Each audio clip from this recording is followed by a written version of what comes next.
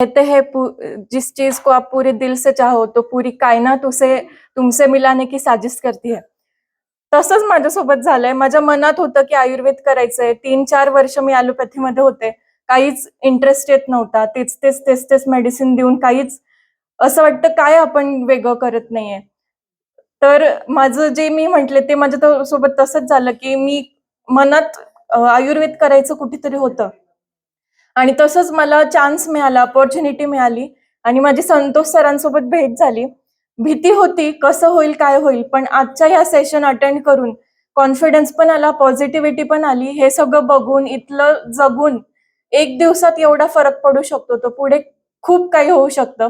जसं सर म्हटले, की पुढच्या 5 वर्षात काही वेगळं बघायला मिळेल आपल्याला आणि मी नशीबवान मानते स्वतःला, की मी बी-एम-एस या फील्डमध्ये आली आणि मला ह्या अपॉर्च्युनिटी याच्यात घुसण्याचा आता चान्स मिळतोय. So sir thank you.